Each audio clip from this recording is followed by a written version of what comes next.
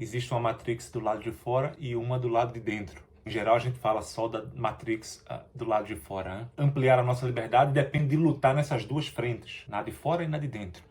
Porque se você luta só na de fora, você corre o risco de sair de uma Matrix para cair em outra.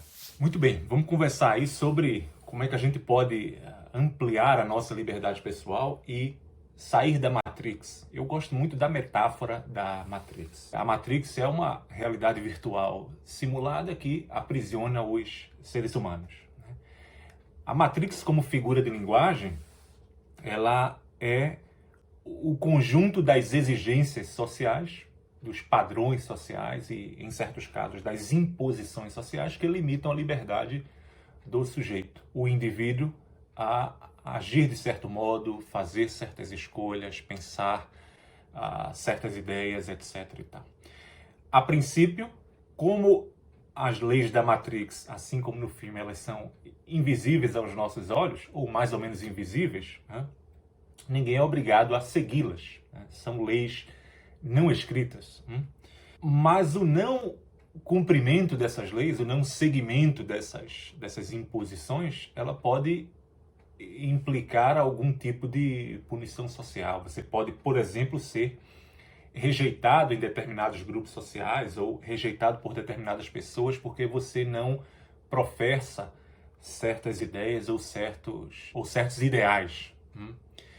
Agora, observe o seguinte, existe também um conjunto de elementos pessoais que podem aprisionar uma pessoa, né, e limitar tremendamente a sua liberdade. Pense em vícios que o sujeito contraiu, determinados auto-enganos, né, e certas tendências inatas, ou seja, você pode também ser rejeitado por um grupo social porque você tem um temperamento irascível, né, você se ira com muita facilidade, ou porque você contraiu um vício que limita tremendamente a sua liberdade. Bem, eu conheci uma pessoa que gostava tanto do tal do cigarrinho do artista, que rejeitou, né, idas a oportunidade de ir para a Alemanha, de ir para os Estados Unidos, receber treinamento profissional, simplesmente porque não conseguia ou não queria passar tantos dias assim, sem acesso àquela coisa que ela gostava tanto. Então tá aí um elemento que não tem, a princípio, nada a ver com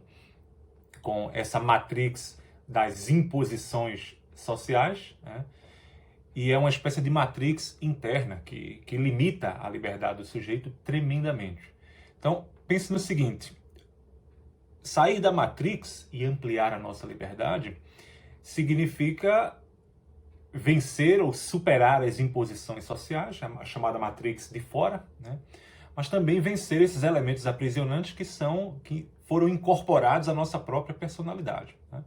De modo mais ativo ou menos ativo, alguns vícios e algumas tendências elas são contraídas livremente, porque nós quisemos fazer isso, e outras não, vão se enraizando aos poucos, etc. Seja como for, parece claro que existe uma matrix do lado de fora e uma do lado de dentro. Em geral, a gente fala só da Matrix do lado de fora. Né? Ampliar a nossa liberdade depende de lutar nessas duas frentes, na de fora e na de dentro. Porque se você luta só na de fora, você corre o risco de sair de uma Matrix para cair em outra. Tá? Então pense no sujeito que vive num ambiente, isso é muito comum entre os jovens hoje em dia, né? Vive num ambiente social intolerável e se refugia, por exemplo, no mundo dos games. Então o sujeito passa a viver numa realidade paralela. É evidente que o sujeito não está realmente escapando da Matrix, né? Mas ele está só optando por uma outra Matrix que lhe parece um pouco mais aceitável ou até, no caso dos games, altamente prazerosa. Né? Mas bem, não deixa de ser uma Matrix, um ambiente simulado fora da realidade onde nós somos chamados a viver. No Japão tem o famoso caso, bastante comum e muito interessante, dos chamados hikikomori, né, que são pessoas, geralmente indivíduos homens, que simplesmente desistem da vida social, né, e se trancam em casa e ficam vivendo ali dentro do apartamento, do quarto, etc. Né. Em geral, muitos deles são extremamente talentosos, né, e pessoas que poderiam estar trabalhando, produzindo, etc., mas que, por alguma razão, né, as razões são variadas, elas escolhem se retirar. Então tá aí um exemplo do sujeito que saiu de uma matrix para entrar em outra e viver numa realidade paralela. Então é o seguinte, a gente tem que lutar contra a matrix de fora e também tem que lutar contra a matrix de dentro. Tem que superar as imposições sociais, as exigências sociais que são consideradas, não todas elas, obviamente, mas aquelas que são consideradas opressivas, absurdas e que, de certo modo, são exigências criadas precisamente para humilhar os indivíduos. Isso é extremamente comum hoje em dia. Se você observar bem, a sociedade tem um conjunto de leis aí que elas são criadas basicamente para humilhar o indivíduo. O exemplo dos padrões de beleza, por exemplo. Você tem um padrão de beleza, os padrões de beleza femininos, por exemplo, que excluem 99,9% das mulheres do rol das mulheres belíssimas, etc. e tal. Mas há outras dessas leis. Então, o sujeito tem que lutar fora e tem que lutar dentro. O que importa aqui é a gente saber como é que a gente luta. Como é que a gente vai lutar essa coisa? Primeira coisa a entender é o seguinte: a liberdade humana, ela não consiste em ser totalmente livre de qualquer poder e autoridade. Então, nós sempre estaremos submetidos a alguma espécie de poder. Sempre, invariavelmente. Por exemplo, o Estado e o governo, ele sempre terá algum poder sobre você. Por mais que você viva aí low profile, total, o Estado está sempre lá, ele tem sempre algum poder sobre você. Ele todo ano, por exemplo, ele obriga você a declarar o seu imposto de renda. E se você não declara, você paga uma multa. E se você omite alguma coisa, bem, ele pode te cobrar lá na frente um dinheirão. Se você deixa de declarar, ele cancela o seu CPF ou deixa o seu CPF regular, e aí, bem, você não pode mais prestar concurso público, passaporte, etc. Ou seja, o Estado ele cria uma série de problemas para você se você não cumprir uma exigência que ele faz, que é de declarar quanto dinheiro você tem todos os anos, para ele olhar de perto como é que está aquela coisa ali. Outro exemplo de autoridade, de poder que age sobre você necessariamente e contra o qual você não pode fazer nada, é a sua herança genética. A sua herança genética, a sua hereditariedade, é um poder que age sobre você e do qual você não pode se livrar de modo algum. Então, o negócio é o seguinte: o que nós podemos fazer, no final das contas, essa é a única coisa que nós podemos fazer, na verdade, é escolher as autoridades que terão poder sobre nós. Então, esse é o pulo do gato. Você pode se livrar de um poder que você considera opressivo, submetendo-se a outra autoridade, que seja mais razoável e, em alguns casos, até uma autoridade bondosa, se você tiver a sorte de encontrar essa autoridade. Por exemplo, quando você sai de um emprego e opta por outro, é exatamente isso que você está fazendo. Ou quando você sai de um emprego para criar o seu próprio negócio. Então, você está, sei lá, talvez se livrando do poder ou da autoridade de uma empresa que exige que você esteja no escritório de segunda a sexta, das 9 da manhã às 6 da tarde, etc. Você pode considerar isso uma exigência mais ou menos opressiva. Algumas pessoas se importam mais, outras se importam menos. E você pode aceitar a autoridade de uma outra empresa que permite que você trabalhe de casa 3 vezes por semana, por exemplo. Ou você cria o seu próprio negócio e você passa a aceitar a autoridade de clientes e fornecedores, porque você considera que essa autoridade ela é mais bondosa. Outro exemplo, acho que esse é interessante, é o seguinte: você pode aceitar a autoridade dos 10 mandamentos e da igreja, em vez de aceitar a autoridade do julgamento da sociedade, etc. Porque os 10 mandamentos são 10 e estão lá, e está tudo mais ou menos claro. Você estuda, entende, tem o catecismo, você lê lá e ele explica cada um dos mandamentos, o que é que você pode, o que é que você não pode, e as regras são mais ou menos claras. Mas as regras morais da sociedade, elas mudam o tempo todo, Então, uma hora se gosta de uma coisa, outra hora se desaprova outra, e por aí vai. Mais ainda, Quando você, sei lá, na religião, se você faz uma besteira, você sabe que ali as pessoas estão ali para perdoar você, a instituição perdoa, tem até o sacramento da confissão, etc.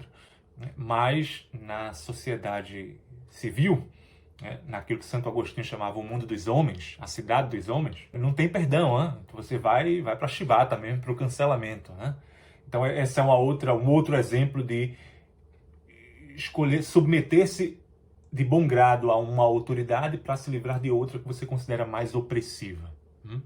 Então a liberdade humana, ela consiste em escolher a que autoridade nós vamos nos submeter. A autoridade sempre vai haver, mas você tem que jogar com isso. Quais são as autoridades que eu vou escolher para me julgar? Quais autoridades servirão de critério para que eu escolha o que fazer, o que dizer, o que agir, etc. e tal. A questão é o seguinte, como é que eu escolho essas autoridades? Como é que você escolhe essas autoridades? Veja que as melhores autoridades, elas estão quase sempre fora do nosso ambiente cultural imediato. Então, as melhores autoridades, elas fazem parte assim, de uma cultura universal, que às vezes chama-se de alta cultura. E essa cultura universal, o acesso a ela se dá pela educação. Então, a educação, ela nos dá o conhecimento de autoridades superiores, às quais nós podemos voluntariamente nos submeter para nos livrarmos de autoridades e poderes que nós consideramos piores, ou mais opressivos, ou mais exigentes, etc. Então veja que nesse sentido a palavra educação, ela está sendo aplicada no seu sentido mais perfeito, porque a palavra educação significa precisamente guiar ou conduzir para fora. Então, nesse sentido, a palavra educação está sendo usada aqui no sentido mais verdadeiro possível. Então, essa educação que guia para fora, ela implica uma espécie de desaculturação. Então, você é brasileiro, ou é português, ou é angolano, ou é moçambicano, o acesso a essas autoridades de outras culturas e de outros tempos vai fazer com que você se desaculture um pouco. E esse é o jogo, se você quer saber. Então, o jogo para você ampliar a sua liberdade, escapar da Matrix, é você educar-se a tal ponto que você se desaculture. Então, você deixa, por exemplo, de ser um cidadão exclusivamente brasileiro e você se torna um brasileiro que é cidadão do mundo, por assim dizer. E agora você toma como referência não só a cultura imediata na qual você nasceu e na qual você está, a cultura brasileira, mas agora você está olhando para a cultura na Alemanha, ou na França, ou no Japão, etc. E isso dá a você um novo critério de julgamento para as suas próprias ações. Mais ainda, essa desaculturação implica também você deixar de ser um homem do século XXI e passar a ser um homem de todos os tempos. Quando eu digo homem, eu estou falando, obviamente, homem e mulher.